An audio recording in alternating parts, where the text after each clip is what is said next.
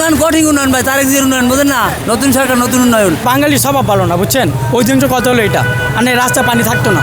একেবারে অবস্থা খুব খারাপ, গাড়ি দুইবার বন্ধ হয়ে গেছে। ওদিকে পানি আর পানি দেখা যায় যে শেওড়াপাড়া কাজীপাড়া এদিক দেখেন না যে গাড়ি সব বন্ধ হয়ে গেছে।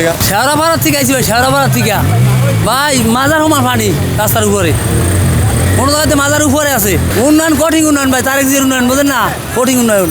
কম সময় হইতে পারে, নতুন সরকার নতুন উন্নয়ন। কঠিন ভাই কঠিন, মানুষ টানাটানি করতেছি, মানুষ পাশাপার করতেছি, পারাপার করতেছি, ভিতরে ভাই মাজার উপরে পানি। বাঙালি ভালো না ভাই বুঝছেন, কারণ আমরা কিন্তু বোতল যদি খাই, আমরা কোকে যদি স্পিড যদি বোতলও খাই, তারপর আমরা ড্রেনে ভিক্ষা মেরে ফেলাই দিই।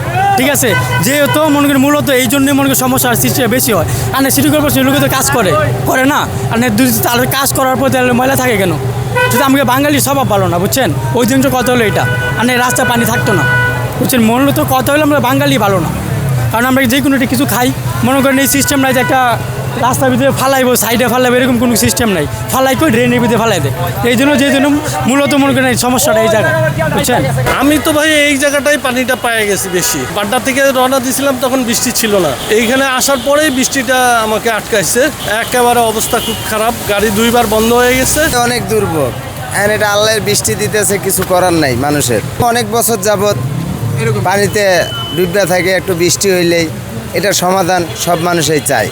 সিটি কর্পোরেশন তো কাজ করতেছে, এখন দেখা যাক বাকি এই ময়লাগুলো পরিষ্কার পরে যদি কিছু সুযোগ পাই। এখন করে কাজ ধরছে, এখন এই কাজের যদি কোনো সুফল আসে সামনে। এখন বৃষ্টি পড়তেছে, এটা তো সরকারেরও কোনো দোষ নাই। ওদিকে পানি আর পানি দেখা যায় যে শেওড়াপাড়া কাজীপাড়া এদিক দেখেন না যে গাড়ি সব বন্ধ হয়ে গেছে।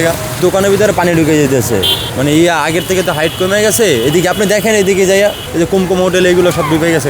হ্যাঁ, সবই পাম্প সবগুলোর ভিতরে পানি, যেগুলো এমনি নিচে জায়গা। অবস্থা খুবই খারাপ বুঝছেন, এখন চলা যাইতেছে না, একবারে পুরো ডুইবা মুইবা পুরো অবস্থা খারাপ। এই হচ্ছে আমাদের দেশের অবস্থা। এখন আমরা কি করব বলেন, ঢাকা শহরে থাকবো না দেশে চলে যাবো? আপনার একবারে শেওড়াপাড়া পর্যন্ত, এইদিকে তো একটু কম, এইদিকে অনেক বেশি, এই পর্যন্ত পানি। আমি এই যে মাত্র কাপড় চেঞ্জ করে এই যে ছেলেটা শেওড়াপাড়া থেকে আসছে, এই যে দেখেন অবস্থা। এই হচ্ছে অবস্থা, পানিতে খুবই মানে ডুইবা গেছে, মানুষে চলাচল করতে পারতেছে না ঠিক মতো।